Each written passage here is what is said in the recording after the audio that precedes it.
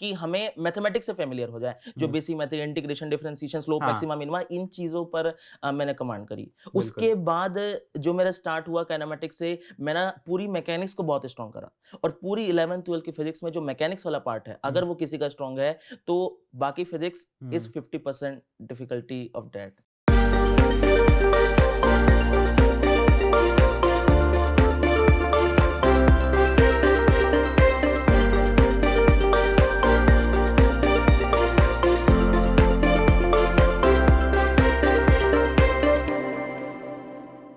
Welcome to Camile TV Toppers, an initiative by Unacademy. My name is Pranav और I'm an educator of biology on Unacademy. और इस साल सही में Unacademy ने जो हम कहते हैं कि हर घर हर बच्चे का डॉक्टर बनने का, उसके जो भी सपने हैं, जिस भी एग्जाम को क्रैक करने का सपना है वो पूरा होगा, वो हमने करके दिखाया। More than 10,000 Unacademy learners have cracked NEET this time और उन्हीं में से एक लर्नर ऑल इंडिया रैंक 44 ओम प्रभु आज हमारे साथ है। इससे आइए हम बात करते हैं और ये ऑनलाइन की one of the best ranks है। सो आइए हम इनसे बात करते हैं। मोस्ट वेलकम टू CDWT यार। ठीक है, सो पहले तो बताओ how is this feeling, such an amazing result. Sir पहले तो बहुत ज़्यादा अच्छा लगा कि मेरा फर्स्ट अटेम्प्ट में ही इतना अच्छा स्कोर आया 701, जो मेरे मॉक टेस्ट में भी नंबर आते थे, उससे काफ़ी ज़्यादा कॉन्फिडेंस तो बूस्ट हो रहा था, लेकिन जो एक्चुअल रिजल्ट जो निकला उसके बाद मुझे लगा कि हाँ, और मेरे पेरेंट्स भी काफ़ी ज़्यादा खुश हुए इस पर। बिल्कुल, हमें बहुत खुशी हुई।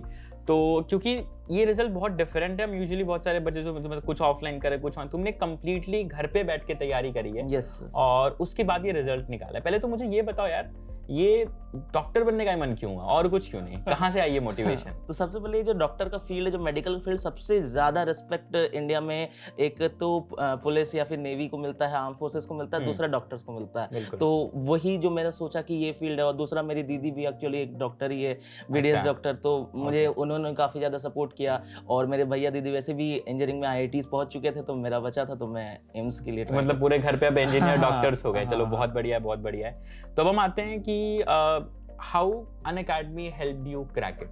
मैं इस पे तुम्हें सुनना चाहता हूँ, सारी आज की हमारी ऑडियंस भी तुम्हें सुनना चाहती है कि how you manage to crack it with Unacademy. We would love to hear your story. तो एक्चुअली हुआ क्या था, जैसे 10th क्लास का रिजल्ट आया था मेरा जब 2020 में, तो उस पॉइंट पर बहुत ज़्यादा कोविड क्राइसिस चालू हो चुके थे, फर्स्ट वेव ही आ चुका था कोविड का। हाँ। और वैसे भी मैं छत्तीसगढ़ से बिलोंग करता हूँ, वहाँ एजुकेशन सेक्टर इतना भी ज़्यादा डेवलप नहीं है, और कोविड क्राइसिस के कारण और ज़्यादा वो गिर गया। कहाँ से हो? छत्तीसगढ़ से, रायगढ़। रायगढ़ से। हाँ, तो वहाँ पास बहुत ज़्यादा बड़ी कोचिंग्स अवेलेबल नहीं है कि मैं जा करके वहाँ ट्राई करूँ, और ऊपर से जो नया एजुकेशन ऑनलाइन हो रहा था, उसमें जो ऑफलाइन के टीचर्स थे उस पॉइंट तक कंफर्टेबल नहीं हो पाए थे।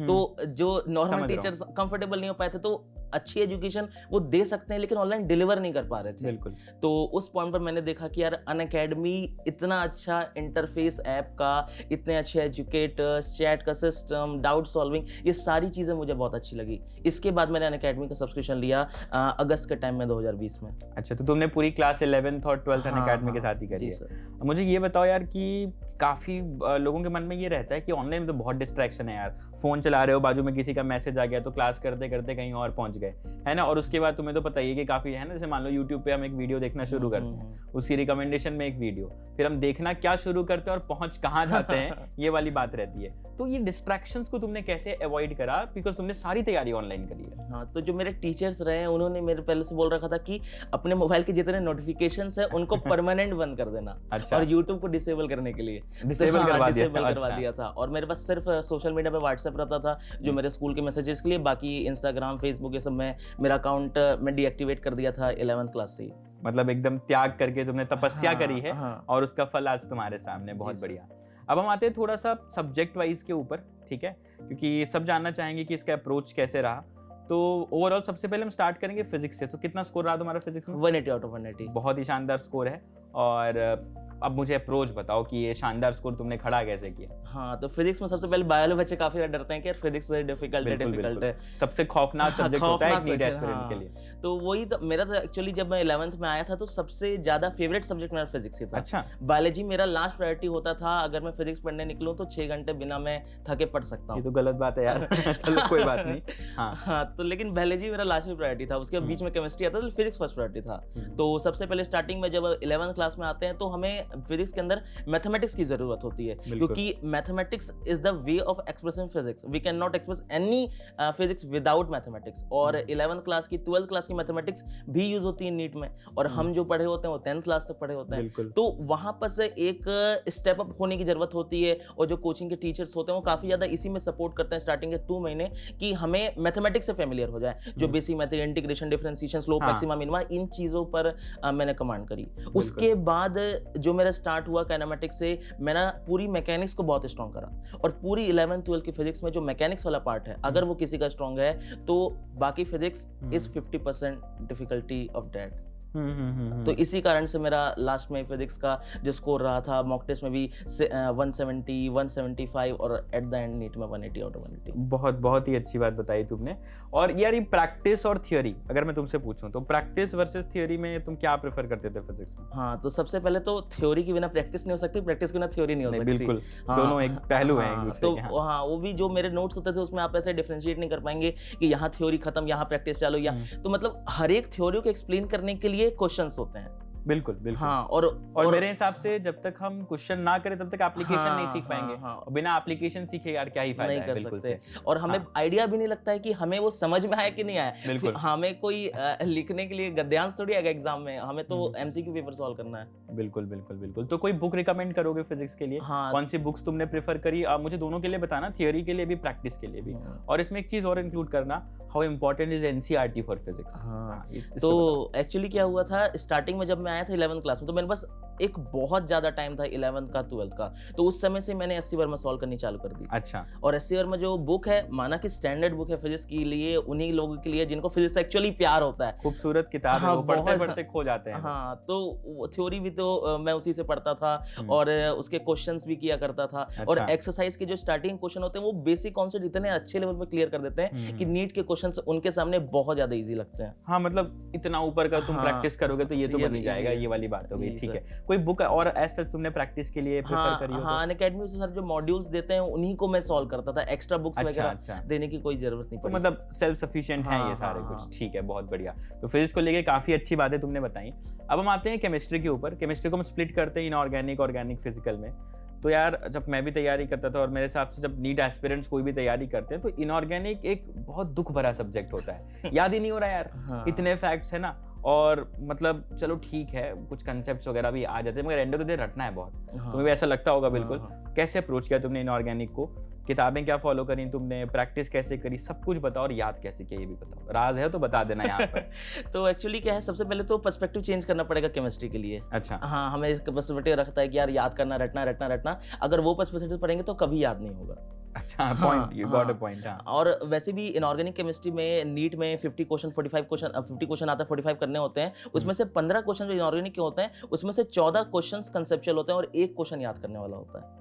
तो ये पेपर को एनालाइज पहले मैंने किया कि रटने वाले फैक्ट्स वाले क्वेश्चन बहुत ज्यादा आते हैं कि कम आते हैं, तो पता चला बहुत कम ही क्वेश्चन उस तरीके के आते हैं। तो जो फैक्ट्स वाली चीजें होती हैं उनको सिलेबस, जो मेन कंसेप्चुअल सिलेबस उसको कंप्लीट होने के बाद ही अप्रोच करें, और साथ में जो इंपॉर्टेंट फैक्ट्स उसको तो याद करना है, लेकिन एनसीईआरटी में कई ऐसे फैक्ट्स होते हैं जिनको याद करना काफी ज्यादा डिफिकल्ट होता है। तो जैसे एनसीईआरटी रंग बिरंगी कर दें एकदम से, तो उसके हर एक लाइन रट लें, तो क्या टीचर ये रिकमेंड करता है? और मैं बच्चों से भी यही सुनता हूँ कि हाँ सर, क्योंकि मैं तो बायो पढ़ाता हूँ, केमिस्ट्री से थोड़ा टच में दूर ही रह, मैं खुद ही बनाए रखता हूँ दूरी, मैं खुश हूँ ऐसे। तो उसमें बच्चे लाइन टू लाइन हर लाइन रटने की कोशिश करते हैं। तुम क्या रिकमेंड करोगे, जरूरी है? नहीं, ये बिल्कुल जरूरी नहीं है कि हर लाइन याद करें, और ऐसा भी नहीं नीट में हर एक लाइन से वैसा क्वेश्चन आता है। लेकिन आ गया तो अब कोई पूछ सकता है ऐसा? नहीं, तो फिर भी कर ही लेंगे ना। अगर कॉन्सेप्ट क्लियर है तो लाइन से क्वेश्चन आएगा तो क्यों नहीं कर पाएंगे। और केमिकल बॉन्डिंग के क्वेश्चन को कोऑर्डिनेशन से मिक्स करके नीट वाला पूछता है, स्टेटमेंट 1 स्टेटमेंट 2। तो आप अगर इस चैप्टर को याद करेंगे तो एग्जाम में आप रिट्रीव नहीं कर पाएंगे कि आपने क्या याद किया था। और वैसे भी बहुत कम टाइम होता है, इनऑर्गेनिक को भी हमें मिनिमम 15 मिनट के अंदर सॉल्व करके खत्म करना होता है, क्योंकि इनऑर्गेनिक में ज्यादा टाइम लगा देंगे, फिजिकल में कैलकुलेशंस आते हैं, उसमें कौन सॉल्व करेगा। इसी कारण से रिट्रीव करने के लिए कॉन्सेप्ट्स बिल्ड होंगे, उसी के बाद हम अप्रोच कर पाएंगे क्वेश्चंस को। फंडास क्लियर करो, बाकी अपने आप फैक्ट्स है ना, और रटने में फोकस मत करो, अपने आप हो जाएगा वो विद द फ्लो, राइट? मैं इसी तरह से लेके चलता हूँ उसको। ठीक है, ओवरऑल केमिस्ट्री में स्कोर कितना रहा तुम्हारा यार? 165। कौन सा रह गया, कुछ किस पार्ट में छूटा? हाँ, तो सब में एक एक गलत हुआ, इनऑर्गेनिक ऑर्गेनिक इसी गलत। तो तुमने एकदम बराबरी बनाए रखी। ठीक है, हम आते हैं फिजिकल केमिस्ट्री के ऊपर। हाँ, तो physical chemistry is similar to physics actually. Right, उसमें भी बिल्कुल। वही चीजें होती है, कॉन्सेप्ट बिल्ड करो, प्रैक्टिस करो, कॉन्सेप्ट बिल्ड करो, प्रैक्टिस करो, और उसी तरीके से वो कंप्लीट हो जाता है। मुझे ये किताबें रिकमेंड करोगे कोई तुम्हारी तरफ से? तुमने क्या फॉलो करी? हाँ, मैंने तो सबसे पहले जो मेरे टीचर्स रहे हैं केमिस्ट्री के, उन्हीं के पूरे नोट्स अच्छी तरीके से कॉन्सेप्ट बिल्ड किए हैं। दूसरा, एनसीईआरटी के अंदर जो इंटेक्स्ट क्वेश्चंस होते हैं फिजिकल केमिस्ट्री के, उनको सॉल्व किया। उससे क्या होता है कि नीट में कई बार इंटेक्स्ट क्वेश्चन में से जो फाइनल आंसर होता है उसी को 4 ऑप्शन बना के दे देता है, सीधे सीधे पूछ लेता है। और ऐसा कई बार प्रीवियस ईयर मैंने देखा है, बिल्कुल। इलेक्ट्रोकेमिस्ट्री के सीधे सीधे क्वेश्चन इंटेक्स्ट क्वेश्चन आ जाते हैं। एक्सरसाइज के क्वेश्चन बहुत ज्यादा नहीं आते हैं, इंटेक्स्ट क्वेश्चन एग्जांपल 3.8 3.2 ये बहुत ज्यादा नीट में आते हैं। और एक्सरसाइज वाले भी हैं। एक्सरसाइज वाले, हाँ एक्सरसाइज वाले थोड़े से हाई लेवल के हो जाते हैं वैसे, लेकिन जो इंटेक्स्ट क्वेश्चन जिसका एनसीईआरटी सॉल्यूशन खुद देता है वो बहुत ज्यादा पूछता है नीट। ओके, ठीक है, तो ये इस एस्पेक्ट पे तुमने रखा। अब ऑर्गेनिक के लिए मुझे बताओ, हाँ, क्या तो, अप्रोच रहा हाँ, तुमने? तो ऑर्गेनिक कहाँ किससे पढ़ी तुमने ऑर्गेनिक? ऑर्गेनिक एसके सर से पढ़ी है, शुभकरण सर, चौधरी। ठीक है। हाँ। अब बताओ कैसा रहा ऑर्गेनिक का हाँ, एक्सपीरियंस? तो सबसे पहले 11th क्लास में मैंने एंटर किया, और तो ऑर्गेनिक थोड़ी लेट स्टार्ट होती है हमारी। तो ऑर्गेनिक, हाँ ऑर्गेनिक में काफी ज्यादा ऐसा डर लगता है कि यार ये कौन से कंपाउंड दे रहा है, फिनॉल विनॉल। हाँ यार, यहाँ से आके यहाँ हाँ, अटैक कर रहा है, फिर ये हाँ, चल रहा है, वो डायरेक्टिंग हो गया है। हाँ, ठीक है। तो वो चीजें अगर आप सीधा 12th पढ़ना चालू करेंगे तो बहुत ज्यादा प्रॉब्लम आएगी। इसीलिए जो 11th क्लास का जीओसी होता है, जनरल ऑर्गेनिक केमिस्ट्री, जिसमें हमें सिखाया जाता है aromatic resonance plus R plus M, ये चीजें अगर बहुत अच्छे से क्लियर होंगे तभी जाकर रिएक्शन मैकेनिज्म जो क्लास 12th में आती है, इलेक्ट्रोफिलिक एडिशन, न्यूक्लियोफिलिक एडिशन, वरना अगर वो क्लियर नहीं है तो ये समझ नहीं आएगा और इसके हर एक क्वेश्चन को याद करना पड़ेगा। ऐसे कई क्वेश्चंस होते हैं ऑर्गेनिक केमिस्ट्री के जिसको आपको याद नहीं करना होता है, कॉन्सेप्ट लगा करके ऑन द स्पॉट एग्जाम में आंसर देना होता है। ठीक है, तो कॉन्सेप्ट को स्ट्रॉन्ग करने का तुम्हारा हाँ। क्या फंडा रहा? कॉन्सेप्ट को सीक्रेट हाँ, हम तो, जानना चाहते हैं आज वो सीक्रेट। तो सीक्रेट तो यही था, extremely specialised teacher for each and every subjects. और दूसरा, उस सब जैसे कि एनसीईआरटी बायोलॉजी में एनसीईआरटी के हर एक पन्ने से क्वेश्चन, केमिस्ट्री में एनसीईआरटी के हर एक चैप्टर से क्वेश्चन, और फिजिक्स में भी एनसीईआरटी की रीडिंग, ये चीजें नीट ओरिएंटेड बनाई मेरे को। और ये लोग छोड़ देते हैं फिजिक्स के एनसीईआरटी को, लेकिन उसे पढ़ना चाहिए, उससे सीधे सीधे क्वेश्चन भी आते हैं आजकल। बिल्कुल बिल्कुल बिल्कुल, लोग यहाँ वहाँ बहुत भागते हैं यार। एनसीईआरटी में सब कुछ है, हाँ। अगर उसको थोड़ा शिद्दत से बैठ करके समय दें उसको तो वो हाँ। बहुत कुछ सिखा जाती है। बिल्कुल से ठीक है। कोई किताब तुमने फॉलो करी ऑर्गेनिक के लिए? ऑर्गेनिकली मैंने, हाँ सर की fundamental of organic chemistry sir ने ही लिखी थी, उसमें बहुत सारे क्वेश्चंस थे। ओके ओके, डेट हाँ। सर की एकदम सर सारे की ही, क्वेश्चन सेट है। हाँ। ठीक है, और प्रैक्टिस भी उसी से? हाँ हाँ हाँ। ठीक है, बहुत ही बढ़िया। अब आते हैं हर नीट एस्पिरेंट के फेवरेट सब्जेक्ट के ऊपर। ठीक है, तुम्हारा नहीं है लेकिन तुमने जैसा मुझे, तुम्हारी थर्ड प्रायोरिटी है वो, लेकिन हाँ, तो अब हम आते हैं बायोलॉजी के ऊपर। So what was your approach to biology? Score 360? No 356। 350 one question में ओएमआर में भरना भूल गया था। कैसे कर रहे हो यार? और अच्छा स्कोर ले आते हाँ, बिल्कुल। 360 चलो वाला था। कोई बात नहीं, कोई बात नहीं। सो व्हाट वाज योर, इस बार तो पेपर भी अच्छा आया था। हाँ, अगर हाँ। फंडा स्ट्रांग नहीं है तो पेपर हिलता भी ना। हिलता नहीं। जो जो बायो रटते हैं, मतलब इस बार का पेपर नहीं हिलता। तो बताओ what was your approach to biology? हाँ, तो पहले तो बॉटनी आता है, जियोलॉजी आता है। बॉटनी में तो पूरा एनसीईआरटी ओरिएंटेड, पूरा ही एनसीईआरटी ओरिएंटेड। जैसे कि मॉर्फोलॉजी पढ़ रहे हैं तो एनसीईआरटी की लाइन से सीधे सीधे दिमाग में स्ट्राइक कर रही है। अच्छा, ये एनसीईआरटी में लिखा है, एनसीईआरटी में लीफलेट लिखा है, यहाँ पर लीफ दे दिया, सीधा इन्हीं सब पे तो खेलता है। इसी पर खेला है नीट ने इस साल। पूरा स्टेटमेंट सही है, लीफलेट लीफ में चेंज किया, करेक्ट इनकरेक्ट चेंज, तो ऐसे चेंज हुआ है। और दूसरा, जैसे कि एनाटॉमी जैसे चैप्टर को लोग समझते हैं जिसमें पूरा याद करना है। नहीं, ऐसा नहीं है। हाँ, उसमें सबसे इंपॉर्टेंट चीज है जो कॉन्सेप्ट अगर आपके क्लियर हैं और एनसीईआरटी की लाइन एग्जाम में कभी कभी ऐसा लगता है कि याद नहीं आ रहा, तो कॉन्सेप्ट से चूज करके आप उस स्टेटमेंट को पहचान लेंगे करेक्ट है या इनकरेक्ट। Right right right. हाँ, तो इस बार जैसे ये क्वेश्चन भी था, इनटू और फ्रॉम पे बड़े बड़े, तुमने क्या किया था उसका? हाँ, नहीं मैंने तो जो कॉन्सेप्ट सर ने क्लास में पढ़ाया था, हाँ, कंसेप्चुअली वो सही है, मतलब हाँ, वही मैं हाँ। कह रहा हूँ, अगर आपके फंडास क्लियर हैं तो आप कुछ भी कर सकते हो। बायो की प्रैक्टिस कैसे करी और बायो की थ्योरी के लिए कोई किताब एनसीईआरटी छोड़ी कुछ और तो नहीं पढ़े? नहीं पक्का? हाँ, वो जो कैम्बेल वगैरह मैंने टच भी नहीं किया, टच भी नहीं करा। हाँ। तो ये एक मिथ है, पता है ना? एक्चुअली इंटरेस्ट की बात भी मैं कह सकता हूँ। तुम फिजिक्स में एचसी वर्मा में खो गए थे, है ना? तो वैसे कुछ लोग बायो में खो जाते हैं, होता है। अच्छा, प्रैक्टिस के लिए क्या फॉलो किए? प्रैक्टिस के लिए जो कोचिंग के मॉड्यूल्स होते हैं उसमें भी प्लेंटी ऑफ क्वेश्चंस होते हैं। उसमें भी एक लास्ट में टॉपिक आता है एनसीईआरटी बेस्ड क्वेश्चंस, उनको ही मैं बहुत ज्यादा सॉल्व करता था और क्वेश्चन को मार्क करता था, यार ये वाली लाइन मेरे सॉल्व नहीं हुई। नहीं, बच्चे क्या करते हैं, जैसे अभी कोई टॉपर स्टॉक हमने बात करी तो बच्चे ने बोला ये किताब, तो उसने वो किताब ले ली तुरंत। उसके बाद दूसरे बच्चे ने बोला ये किताब, उसने वो भी ले ली।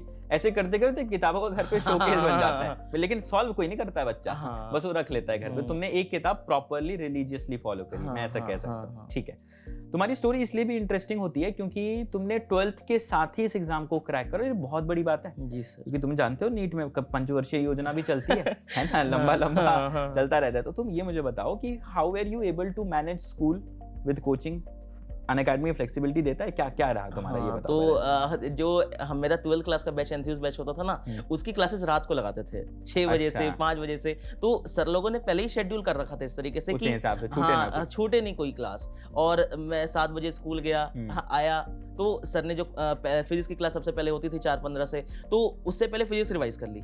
फिर मुझे टाइम मिला ऑर्गेनिक रिवाइज कर ली, और ऑर्गेनिक की एक दिन क्लास है तो अगले दिन नहीं होगी, फिजिकल की होगी, तो उससे पहले फिजिकल रिवाइज कर ली।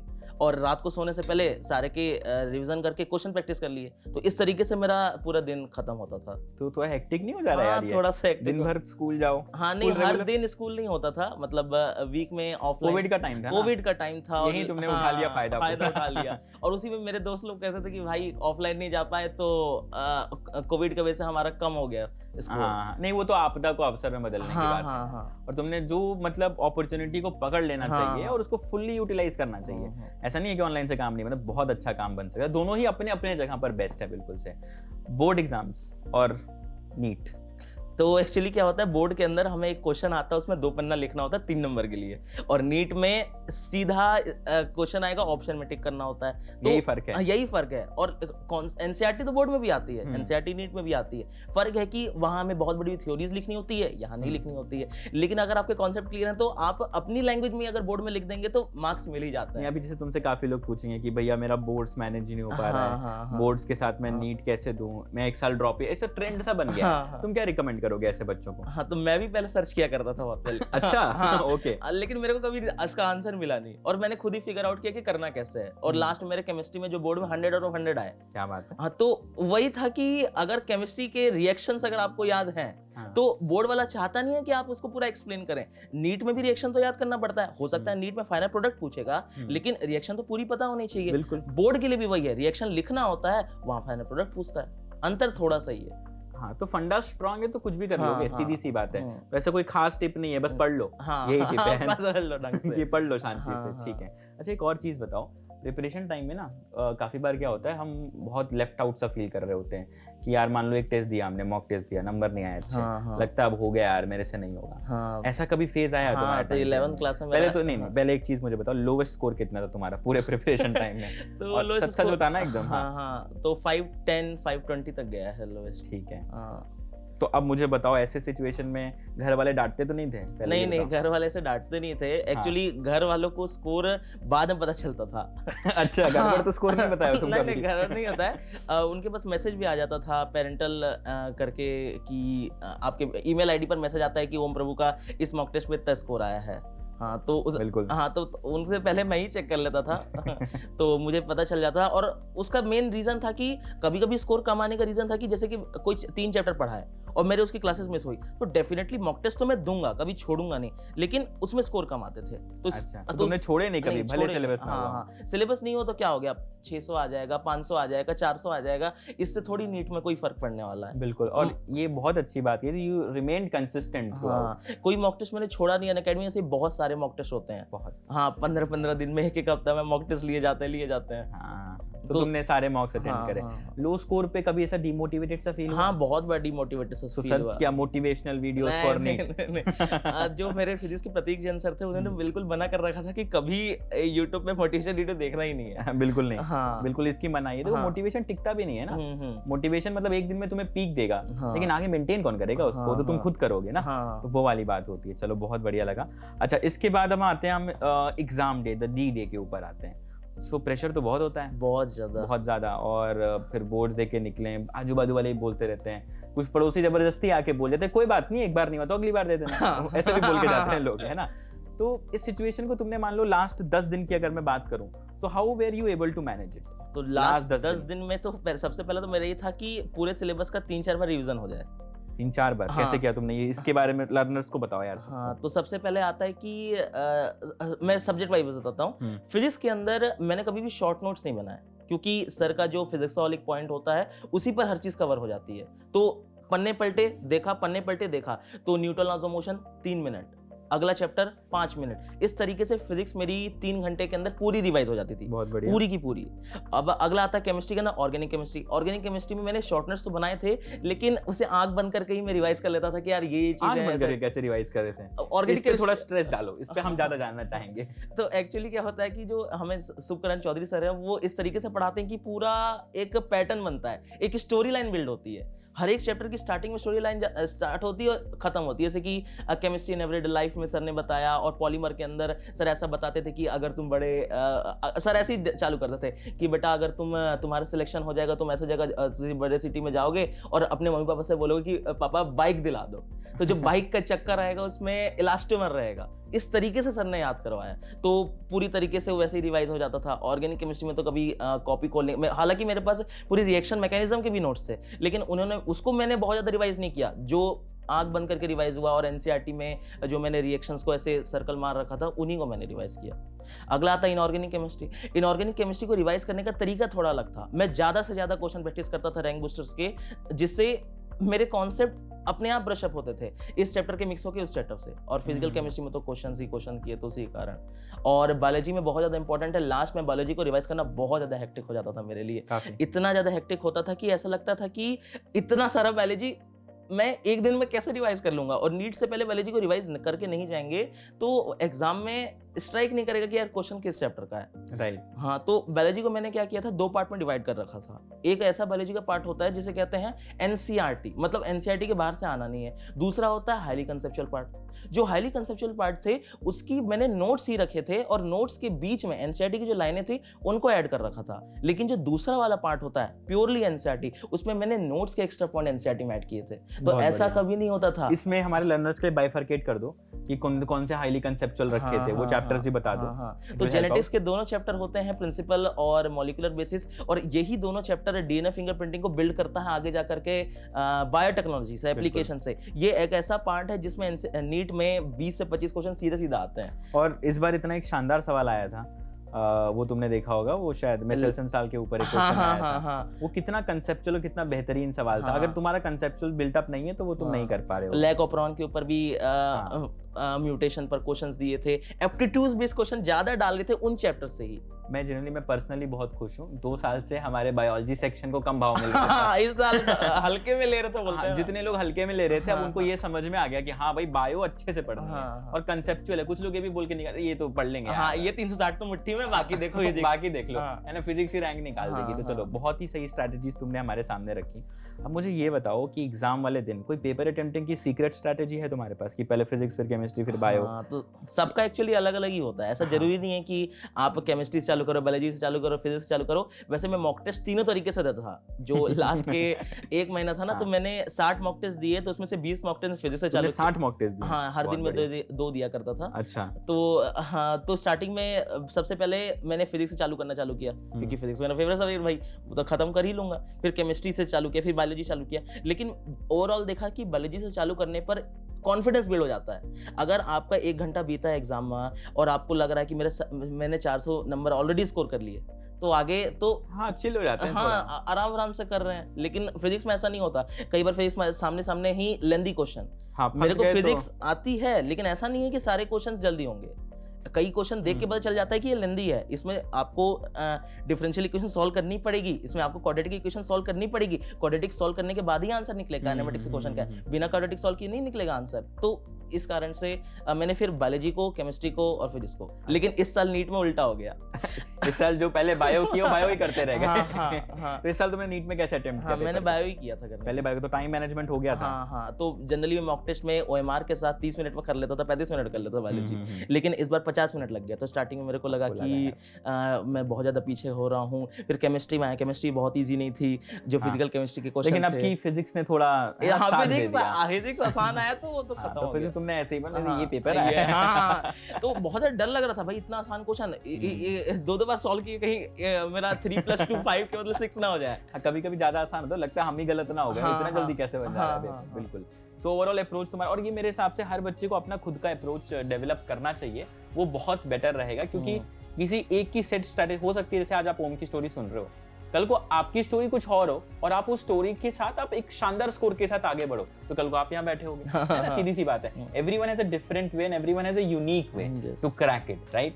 तो यार अब जिस तरह से आज तुम्हारा इंटरव्यू बच्चे देख रहे होंगे, क्या इस तरीके से कोई ऐसा टॉपर है जिसका इंटरव्यू तुमने देखा और तुम्हें बहुत इंस्पायर किया हो? तो जो मेरे प्रतीक सर से पहले मना कर चुके थे कि ज्यादा टॉपर्स के इंटरव्यू देखने नहीं है। अच्छा। लेकिन उन्होंने एक टॉपर का पर्सनली इंटरव्यू लिया था चैनल पे, तो मैंने उन्हीं का देखा था। अच्छा। तो सोएब भैया थे, उन्होंने बताया कि बालाजी में इतना बड़ा सिलेबस होता है, हाँ। कोचिंग के मॉड्यूल इतने बड़े बड़े होते हैं। उन्होंने भी यही बोला कि कोचिंग के मॉड्यूल के जो बालाजी के एक्स्ट्रा पॉइंट्स होते हैं उनको काटो, एनसीईआरटी वाले रखो, एनसीईआरटी और नोट्स को कंपाइल करो, एग्जाम के एक दिन पहले ऐसा ना हो हाँ। बहुत सारा रिवाइज करने के लिए हो, 2 किताब में ही पूरी सिलेबस खत्म हो जाए। तो इन चीज़ों को मैंने अप्लाई किया खुद पर। बिल्कुल बिल्कुल, बहुत अच्छा लगा ओम तुम्हारी स्टोरी जानकारी को, और मेरे हिसाब से बहुत इंस्पिरेशनल स्टोरी है और काफ़ी बच्चों को सीखने को मिला होगा।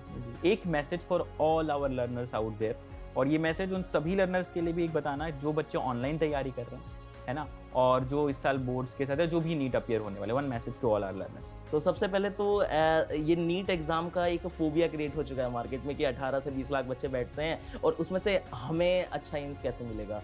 तो सबसे पहले डरना नहीं है कि इतने सारे लोग बैठते हैं, आप यूनिक हो, आप कर सकते हो, इस पर फोकस करना है। दूसरा, ऑफलाइन ऑनलाइन से नहीं डरना। ऐसा नहीं होता है कि ऑफलाइन के अंदर कोई ज़्यादा अच्छा पढ़ाता है या ऑनलाइन के अंदर कोई ज़्यादा अच्छा पढ़ाता है। आपकी फ्रीक्वेंसी मैच करनी चाहिए। अगर आपकी ऑफलाइन के साथ करती है तो ऑफलाइन ट्राई करें, ऑनलाइन के साथ करते हैं ऑनलाइन ट्राई करें। लेकिन मेरे केस में पर्सनली मैंने ऑनलाइन किया। और तीसरा, अगर फिजिक्स केमिस्ट्री बायोलॉजी में एक्सेलेंस आ जाएगा तो सक्सेस आपके पीछे ज़रूर होगा।